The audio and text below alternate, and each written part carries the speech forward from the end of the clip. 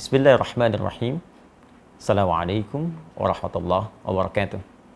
Alhamdulillah, wassalatu wassalamu ala rasulillah wa ala alihi wa sahbihi wa man wala wa ba'du. Saudara-saudariku, saya Adi Hidayat ingin menyapa dan mendoakan Anda semua, kita semoga senantiasa disehatkan oleh Allah Subhanahu wa taala, diberikan kemudahan dalam beraktivitas dan diberkahi dalam setiap aktivitas kita. Hari-hari ini telah masuk banyak pertanyaan, pesan kepada kami terkait dengan pelaksanaan ibadah dalam kondisi tersebarnya wabah, khususnya terkait dengan COVID-19 atau virus corona. Saya melalui ini ingin menegaskan, khususnya bagi umat Islam, bahwa dalam kehidupan berbangsa, bernegara, dan konteks ibadah berjamaah, kita memiliki wakil di Majelis Ulama Indonesia untuk memberikan pandangan dan solusi bagi persoalan keumatan, sehingga tidak setiap orang bisa memberikan fatwa pada situasi-situasi yang dibutuhkan wakil umat untuk memberikan pandangan. Dan dalam hal ini, di tangan saya saat ini telah ada keputusan fatwa dari Majelis Ulama Indonesia, setidaknya ada 10 lembar di sini.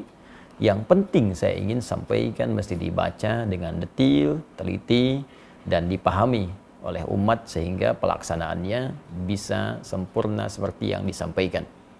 Karena kami menduga ada sebagian informasi ini yang sampai, sebagian tidak sampai, sehingga menyebabkan kegelisahan, kepanikan, ketidaktahuan, bahkan ketidaksempurnaan dalam menunaikan ibadah yang dimaksudkan. Saya mohon izin untuk bisa berkontribusi menyampaikan fatwa ini sehingga bisa lebih meluas dengan baik, dipahami oleh masyarakat, dan bisa kita amalkan sesuai dengan ketentuan syariat agama kita. Fatwa Majelis Ulama Indonesia nomor 14 tahun 2020 tentang penyelenggaraan ibadah dalam situasi terjadi wabah COVID-19. Ya, bismillahirrahmanirrahim. Komisi Fatwa Majelis Ulama Indonesia MUI setelah menimbang dan seterusnya, mengingat dan seterusnya. Jadi di sini ada adab atau kaidah-kaidah fatwa yang memang mesti disusun demikian, dan ini sudah standar dari mulai pertimbangan kasusnya seperti apa, mengingat ini terkait dengan dasar hukumnya, baik firman Allah ataupun hadis-hadis Nabi Sallallahu Alaihi Wasallam. Jadi nanti Anda bisa lihat dasar dalil argumentasinya, karena seorang alim, apalagi kumpulan semuanya menjadi ulama, tentu tidak akan berfatwa sembarangan kecuali mengacu pada dasar hukum. Ini disebutkan di sini dari halaman pertama dalil-dalilnya, ya, hadis-hadisnya, bahkan ada terjemahannya. Kita bisa akses dan bisa baca bersama sampai disebutkan ke 5 sampai 6 halaman pertama.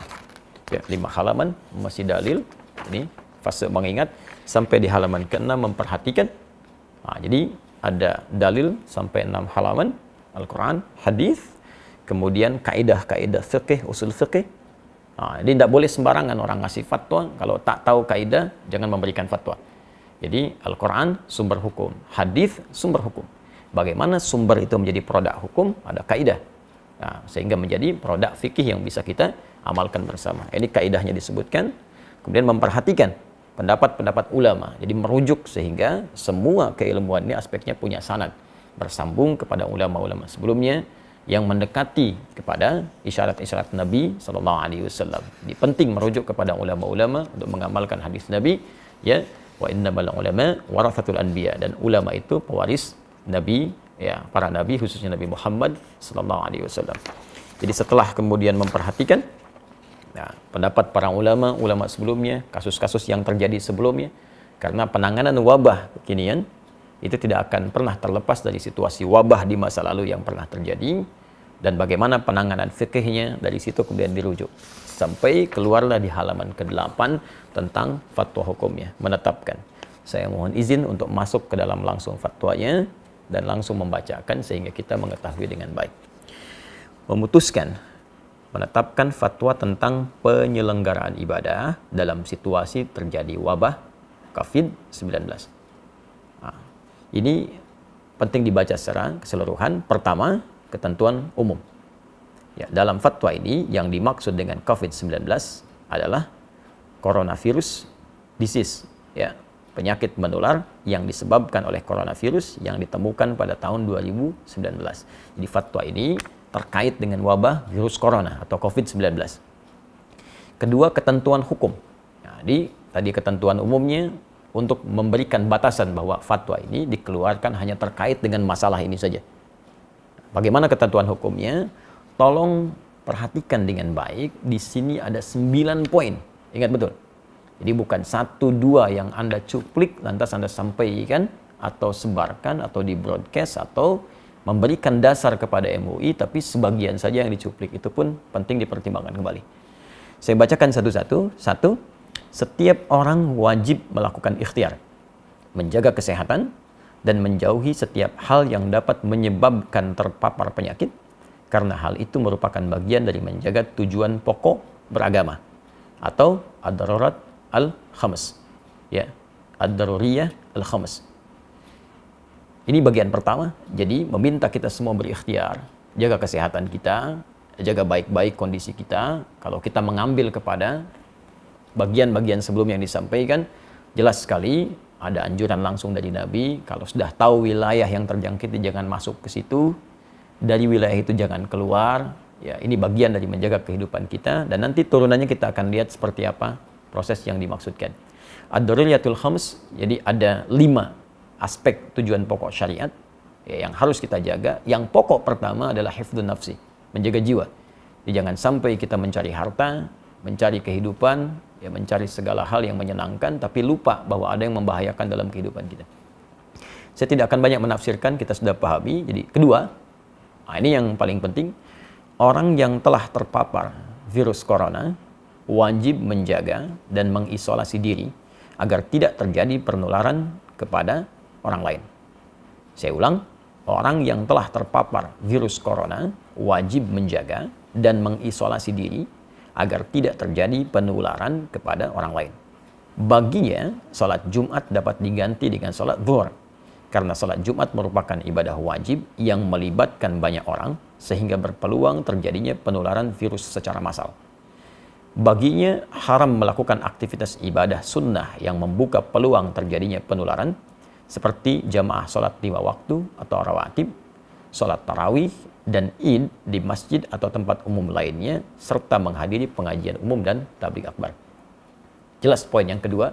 Jadi kalau memang sudah ada diketahui positif atau bahkan kemungkinan kuat suspek yang diduga sangat kuat terkait dengan corona, maka ini jelas ya, fatwanya sangat jelas, jangan melibatkan diri dalam proses pelaksanaan ibadah berjamaah, baik Jumat, sholat fardu ditunaikan berjamaah di masjid, atau sholat-sholat sunnah yang ditunaikan dengan sifat berjamaah terbuka.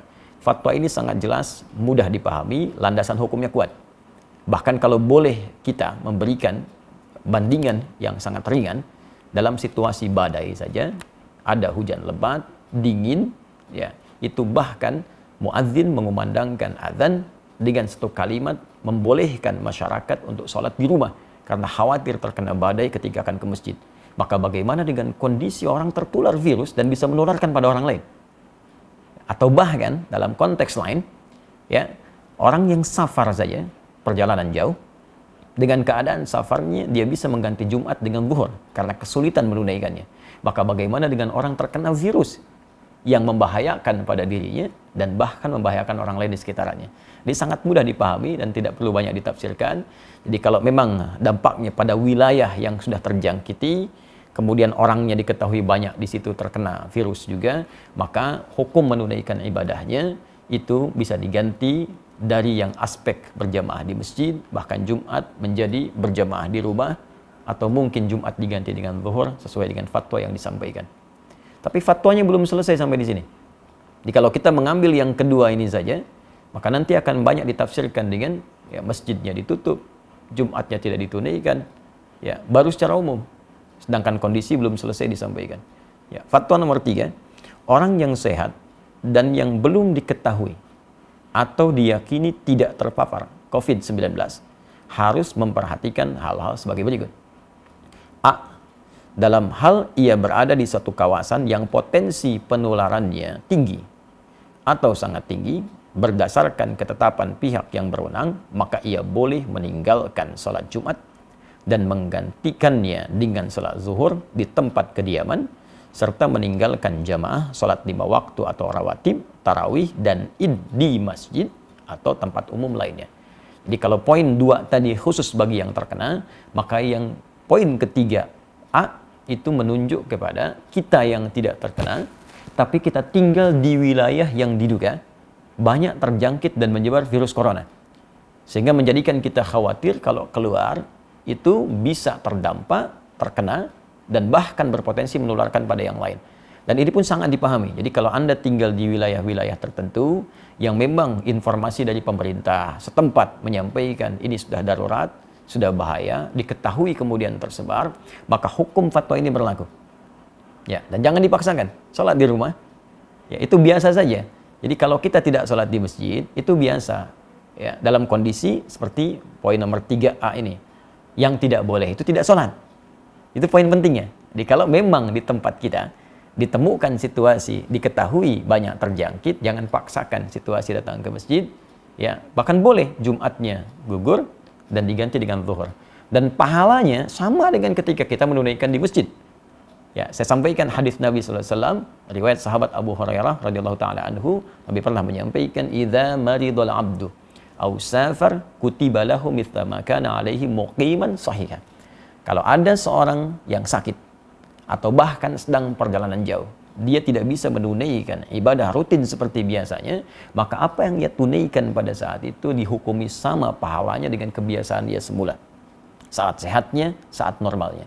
Anda saat safar kemudian menunaikan yang sempurna jadi qasar, zuhur 4 jadi 2, sunnah tidak dikerjakan, padahal sebelumnya biasa Anda tunaikan. Maka kalaupun Anda kerjakan qasar, sunnah tidak dilakukan, tetap pahala dituliskan sempurna seperti kebiasaan Anda. Anda yang rajin ke masjid, kita yang biasa Jumatan, karena kondisi ini tidak memungkinkan ke masjid, dan tidak kita tunaikan berjamaah di masjid, kita tunaikan di rumah untuk menjaga diri pada aspek yang sangat penting, maka pahalanya pun sama dengan Anda mendatangi tempat ibadah itu. Tapi kalau Anda memaksakan diri sampai tertular atau menularkan pada orang lain, maka bukan hanya berpeluang keliru, tapi berpeluang juga dosa di dalamnya. Fatwanya belum selesai. Pada poin B, dalam hal ia berada di suatu kawasan yang potensi penularannya rendah. Tolong disimak baik-baik. Dalam hal ia berada di suatu kawasan yang potensi penularannya rendah, berdasarkan ketetapan pihak yang berwenang, maka ia tetap wajib menjalankan kewajiban ibadah sebagaimana biasa dan wajib menjaga diri agar tidak terpapar COVID-19 seperti tidak kontak fisik langsung, bersalaman, berpelukan, cium tangan, kemudian membawa sejadah sendiri dan sering membasuh tangan dengan sabun. Nah, ini penting dibacakan bagian kedua ini supaya kita mengetahui ya, bahwa fatwanya belum selesai. Jadi kalau di wilayah kita berdasar keterangan dari aparatur setempat, ya pemerintahan setempat menyampaikan di wilayah ini baik, di wilayah ini diduga kuat belum tersebar atau kecil kemungkinannya, maka kita berjamaah seperti biasa. Jadi tidak harus menutup tempat ibadah. Jumat berlangsung, ya ibadah 5 waktu berlangsung, dan kehati-hatian tadi kita lakukan. Ya, kita hindari kontak fisik secara langsung, bersalaman, atau kemudian tadi membawa sejadah sendiri, menggunakan hand sanitizer, ya. Nah, itu kita lakukan. Tapi jangan latah kemudian masjid ditutup, Jumat tidak ada, sehingga seakan-akan sunyi dari ibadah. Nah, hanya mungkin di fatwa ini juga, ini kami mengusulkan. Ya, kami mengusulkan kepada pemerintah di daerah-daerah setempat dengan berkoordinasi dengan pusat, ini mungkin menyampaikan kepada masyarakat transparansi data yang terbuka. Sehingga tidak terjadi kepanikan di masyarakat dan mengetahui tempat ini ada suspek, tempat ini aman. Sehingga dengan itu masyarakat mudah untuk bisa menentukan sikap sehingga tidak hadir kepanikan. Nah, saya tidak tahu nih tempat saya aman atau tidak. Nah, karena itu kita aktif untuk bisa bertanya apakah di tempat kita situasinya seperti apa, amankah atau kurangkah atau berbahayakah. Ya, ini ada sebagian tempat yang sudah cukup bagus mengupdate kepada kita ya, situasi perkembangan coronanya, ya saya ambil, dan ini menjadi patokan bagi kita untuk bisa mempraktekkan fatwa Majelis MUI ini, Majelis Ulama Indonesia ini. ya untuk bisa mempraktikkan fatwa Majelis Ulama Indonesia ini. Ya, daerah mana yang berlaku poin 3A, daerah mana berlaku poin 3B. Sambil contoh misalnya ini kita bisa akses bersama tentang penyebaran corona di Jakarta. Ya, ini sudah di-upload jadi informasi terbuka bagi publik. Jadi ada di corona.jakarta.go.id. Ini disebutkan peta sebaran kasus positif COVID-19 DKI Jakarta. Ya. Jadi sampai hari ini ya disebutkan teman-teman sekalian, ini petanya sudah merah semua tuh. Dan dijelaskan. Ya, ke bawahnya dijelaskan kelurahannya di mana, rumah sakit penanganannya di mana, hasil pantauannya sampai tanggal kemarin 18 Maret pukul 18 seperti apa, jumlah kasusnya berapa, positif titik kelurahan bagaimana, yang menunggu hasil, yang positif bisa kita akses. Bahkan Anda tinggal di mana, ini tinggal diklik titik merahnya, tuh, keluar. Kelurahan mana, terjangkit atau tidak, tapi ini kondisinya kita bisa tetapkan melalui fatwa Majelis Ulama Indonesia masuk kondisi yang mana. Kalau sudah merah seperti ini semua, saya kira bisa diusulkan Majelis Ulama setempat di wilayah Jakarta duduk dengan pemerintahan Provinsi DKI Jakarta, lantas memberikan himbauan pada masyarakat sesuai situasi kondisi ini. Ini yang bisa kita lakukan. Dan daerah-daerah lain berkoordinasi ya, dengan pusat, diberikan instruksi yang jelas, dari wilayahnya kemudian memberikan gambaran ke masyarakat. Pertimbangan-pertimbangan lain kita serahkan ya, pada pengelola dan pengatur stakeholder di bangsa, di negara. Tapi kewaspadaan kita sebagai tanggung jawab bagian dari masyarakat, kita turut aktif untuk bisa mengimplementasikan instruksi dimaksud dengan barangkali menjaga diri kita dan menyesuaikan dengan kondisi-kondisi tadi. Kita bertanya, Anda yang di Jawa, Jawa Barat, Jawa Tengah, Jawa Timur, Jakarta, Jogja, dari Sabang sampai dengan Merauke, kita ketahui wilayah kita, baru kita terapkan fatwa yang dimaksudkan ini. Dan disinilah pentingnya para ulama juga dilibatkan untuk memberikan pendampingan ke masyarakat. Ya, saya ingin tegaskan situasi sekarang ini berdampak luas ke fikih. Ya, sekarang yang tingkat meninggal tadi disebutkan di Jakarta sudah 15. Nah, bagaimana cara menyolatkannya, cara memandikannya. Bahkan ada beberapa kasus di masyarakat yang masuk rumah sakit, kemudian juga sudah tidak tertampung. Ada lagi yang lebih ekstrim, akan disolatkan, dikuburkan, masyarakat tidak menerima karena takut tertular. Nah, ini saya kira kita, para ulama, para ustadz juga mesti terpanggil untuk membantu, bersinergi, dan memberikan pendampingan ke masyarakat, dan berkoordinasi dengan wilayah pemerintahan dengan baik, sehingga kita terjadi kesatuan, perpaduan, dan sinergi yang baik, satu dengan yang lainnya. Kemudian, saya bacakan fatwanya ya. Dalam kondisi 4 dalam kondisi penyebaran COVID-19 tidak terkendali di satu kawasan yang mengancam jiwa, umat Islam tidak boleh menyelenggarakan sholat Jumat. Saya bacakan, umat Islam tidak boleh menyelenggarakan sholat Jumat di kawasan tersebut sampai keadaan menjadi normal kembali, dan wajib menggantikannya dengan sholat zuhur di tempat masing-masing. Demikian juga tidak boleh menyelenggarakan aktivitas ibadah yang melibatkan orang banyak dan diyakini dapat menjadi media penyebaran COVID-19 seperti jamaah sholat 5 waktu atau rawatib, sholat tarawih dan id di masjid atau tempat umum lainnya, serta menghadiri pengajian umum dan majlis taklim. Ini nomor 4 ini dalam kondisi penyebaran COVID-19 tidak terkendali. Artinya memang sudah mewabah luas, tidak bisa ditangani sama sekali, maka fatwa ini berlaku. Dan ini sudah tidak perlu kita berfatwa lagi. Jadi kalau orang-orang tak paham, sudah diam saja. Ikuti instruksinya, karena ini sudah orang yang pakar yang berbicara. Ya, kadang-kadang kita ini suka aneh. Masalah ekonomi, kita ikut ekonom. Masalah hukum, kita ikut ahli hukum. Ya, masalah untuk bisnis, kita ikut pebisnis. Tapi kalau urusan agama, semua bisa berfatwa. Nah, maka saya tegas ingin menyampaikan, kalau tidak punya ilmu, tak paham, sudah ikuti instruksi yang ada, jangan bikin fatwa masing-masing. Nah, jangan sampai Anda bisa mengatakan misalnya, mohon maaf, ini kan bagian dari ibadah, ibadah itu wajib kalau wafat sedang dalam keadaan sholat. Wafat itu tidak ada kaitan dengan virus atau yang lain. Kalau sudah tiba ajal ya wafat. Tapi ketentuan syariat mesti kita ikuti. Nabi saja meminta kita untuk menjaga diri. Anda bukan Nabi, bukan Rasul, menganjurkan sesuatu yang bertentangan. Maka itu sangat hal yang tidak diharapkan. Mohon izin saya meneruskan. 5, dalam kondisi penyebaran COVID-19 terkendali. Nah, ini, tolong catat juga ini. Dalam kondisi penyebaran COVID-19 terkendali, umat Islam wajib menyelenggarakan sholat Jumat dan boleh menyelenggarakan aktivitas ibadah yang melibatkan orang banyak seperti jamaah salat 5 waktu atau rawatib, salat tarawih dan id di masjid atau tempat umum lainnya, serta menghadiri pengajian umum dan majlis taklim dengan tetap menjaga diri agar tidak terpapar COVID-19. Nah, jadi kalau di wilayah-wilayah yang diketahui, sekali lagi, transparansi data, informasi yang dibuka ke publik, setidaknya menyampaikan, ini wilayah ini terpapar, wilayah ini tidak. Sehingga kita bisa petakan, oh ini yang tidak, yang aman, maka berlaku fatwa yang ini. Ini yang terkendali, tetap Jumatan. Masjid dibuka. Jadi jangan sampai syiar-syiar ibadah itu hilang, tertutup.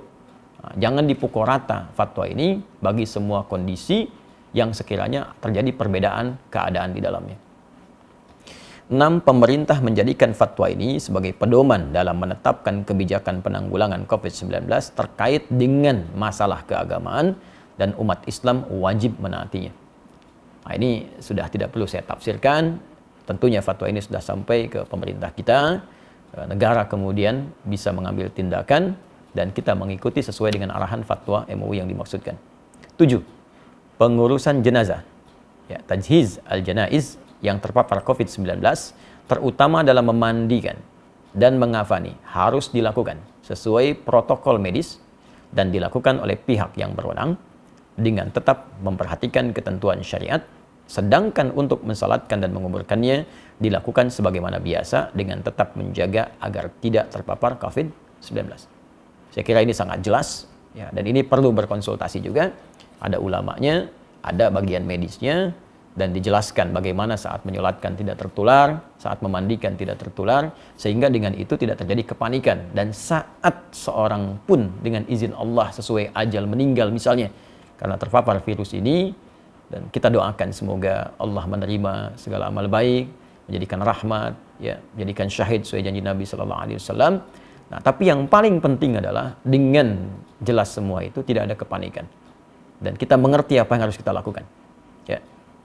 8. Tindakan yang menimbulkan kepanikan dan atau menyebabkan kerugian publik seperti memborong dan atau menimbun bahan kebutuhan pokok serta masker dan menyebarkan informasi hoax terkait COVID-19 hukumnya haram. Hukumnya haram, termasuk Anda pun yang menyebarkan informasi fatwa yang sembarangan, ya, yang bahkan tidak terkait dengan kondisi yang dihadapi, itu bisa salah juga. Ya, seharusnya bisa ke masjid, tidak bisa ke masjid. Atau seharusnya tidak harus ke masjid, malah ke masjid. Nah, maka dilihat dengan baik-baik. Dan saya pada poin yang ke-8 ini ingin mengajak seluruh lapisan masyarakat Indonesia, tanpa kecuali, terlepas dari sekat-sekat keyakinan dan yang lainnya, mari kita bersinergi untuk mengatasi wabah virus COVID-19 ini. Ya, Anda yang diberikan keluasan oleh Allah Subhanahu wa Ta'ala dari segi harta, atau bahkan bisnis Anda terkait erat dengan kebutuhan masyarakat saat ini buktikan. Waktunya Anda untuk membuktikan diri, berbakti kepada negeri, bangsa, berkhidmat, niatkan sebagai ibadah, tampil Anda. Buat masker yang banyak, sebarkan di masyarakat, CSR Anda gunakan untuk berkhidmat secara sosial, atau bikin harga yang murah. Nah, jangan mencari keuntungan dari situasi yang sulit. Ya, karena untuk apa Anda mendapatkan harta kekayaan yang tinggi di atas penderitaan orang lain? Ya. Kemudian juga yang usaha di bidang disinfektasi, disinfektan, silahkan buat dengan harga pokoknya, sebarkan. Kalau perlu kita bikin bilik-bilik kemudian di sosial di masyarakat sehingga orang bisa diberikan disinfektan, ya, dengan cukup baik, menemukan hand sanitizer di berbagai tempat sehingga kita bisa tekan sesuai dengan kemampuan kita. Apa yang bisa kita kerjakan, passion yang kita dapati, kita bersinergi. Dan ini bukan saatnya untuk kita saling mencari peluang, ya, mencela, menjatuhkan. Ya, negeri kita perlu persatuan untuk mengatasi wabah ini. Kalau kita memang ingin terbebas, ya, kecuali kalau orang-orang punya kepentingan-kepentingan lain, ya, tentunya Allah akan memberikan jalan keluar kepada kita dengan cara yang paling baik. Terakhir, 9. Umat Islam agar semakin mendekatkan diri kepada Allah Subhanahu wa Ta'ala dengan memperbanyak ibadah, taubat, istighfar, zikir, membaca kunut nazilah di setiap salat fardu, memperbanyak salawat, sedekah, serta senantiasa berdoa kepada Allah Subhanahu wa Ta'ala agar diberikan perlindungan dan keselamatan dari musibah dan mara bahaya. Ya, daf'ul bala, khususnya dari wabah COVID-19. Inilah 9 poin yang disampaikan, dan bagian terakhir khususnya bagi kita umat Islam sangat penting kita lakukan. karena semua solusi akan kembali kepada Allah Subhanahu wa taala. Al-Quran surah kedua Al-Baqarah ayat 156. Alladzina idza asabathum musibah qalu inna lillahi wa inna ilaihi rajiun. Orang-orang hebat itu, orang-orang sabar, orang-orang terbaik itu ketika diuji dengan musibah apapun, maka ia kembali kepada Allah untuk meminta solusi. Kita tingkatkan ibadah, amalkan doa-doa yang disebutkan dalam Al-Quran, amalkan doa-doa yang disampaikan oleh Nabi, dan indahnya dalam Islam, bahkan kita sudah mendapatkan tuntunan lengkap dalam kehidupan, bahkan terkait hal yang belum kita alami di masa-masa selanjutnya. 15 abad yang lalu, Nabi sudah menginfokan akan datang wabah. Sekarang kita tahu situasinya, dan bahkan Nabi ajarkan kalimat-kalimat untuk bisa kita amalkan. Baca zikir pagi, petang, baca doa-doa dalam Al-Quran, yang dengan itu insya Allah terhindar kita dari wabah dengan izin Allah Subhanahu wa ta'ala. Terakhir rekomendasi. Ya, pemerintah wajib melakukan pembatasan super ketat terhadap keluar masuknya orang dan barang ke dan dari Indonesia kecuali petugas medis dan barang kebutuhan pokok serta keperluan emergensi. 2. Umat Islam wajib mendukung dan menaati kebijakan pemerintah yang melakukan isolasi dan pengobatan terhadap orang yang terpapar COVID-19 agar penyebaran virus tersebut dapat dicegah. 3. Masyarakat hendaknya proporsional dalam menyikapi orang yang suspek atau terpapar COVID-19. Oleh karena itu, masyarakat diharapkan bisa menerima kembali orang yang dinyatakan negatif dan atau dinyatakan sudah sembuh ke tengah masyarakat serta tidak memperlakukannya secara buruk. Kemudian ketentuan penutup. 1. Fatwa ini mulai berlaku pada tanggal ditetapkan dengan ketentuan jika di kemudian hari membutuhkan penyempurnaan akan disempurnakan sebagaimana mestinya. 2. Agar setiap muslim dan pihak-pihak yang memerlukan dapat mengetahuinya, semua pihak dihimbau untuk menyebarluaskan fatwa ini. Dan apa yang saya sampaikan ini menaati, mengikuti himbauan, khususnya di poin yang keempat ketentuan penutup, berkontribusi dalam menyebarluaskan fatwa ini sehingga diketahui oleh masyarakat dan bisa kita taati dan jalankan khususnya bagi umat Islam di seluruh wilayah Indonesia yang kita cintai ini. Ditetapkan di Jakarta pada tanggal 21 Rajab 1441 Hijrah, 16 Maret 2020. Majelis Ulama Indonesia Komisi Fatwa, Ketua Profesor Dr. Hasanuddin AF, Sekretaris Dr. Haji Muhammad Asrul Ni'am Saleh MA, mengetahui Dewan Pimpinan Majelis Ulama Indonesia, Wakil Ketua Umum ditandatangani Kiai Haji Muhyiddin Junaidi MA, Sekretaris Jenderal Dr. Haji Anwar Abbas MMAG. Dan insya Allah kami mengetahui semua orang-orang ini yang menandatangan seluruhnya kafabel, ulama-ulama yang insya Allah dibimbing oleh Allah Subhanahu wa ta'ala dalam kebaikan. Karena itu dengan hadirnya fatwa ini, maka silahkan kita sikapi dengan baik. Saya berharap juga kepada kolega dari kawan-kawan, termasuk khususnya di umat Islam, Ustadz, para ulama-ulama di daerah ikut menyebarluaskan ini dengan proporsional, dengan detil, sesuai dengan keadaan daerahnya, sehingga menjadi sikap bagi masyarakat untuk bisa menunaikan ibadah.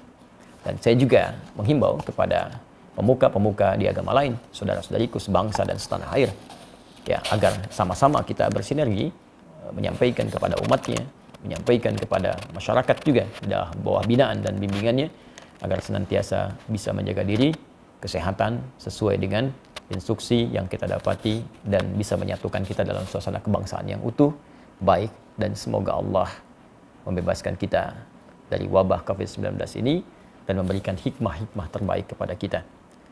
Dalam situasi yang sulit akan tampil orang-orang yang hebat, orang-orang yang jelas cintanya kepada bangsa, kepada negara dengan memberikan kontribusi-kontribusi yang positif. Tapi di saat ini pun akan tampak orang-orang yang memang tak peduli, orang-orang yang hanya menumpang kehidupan yang mungkin tidak kita saksikan dalam kehidupan kita. Tapi di atas semua ini, persatuan lebih penting dengan menghindari segala hal yang bisa merusak tatanan kebangsaan kita. Adi Hidayat untuk semuanya. Assalamualaikum warahmatullahi wabarakatuh.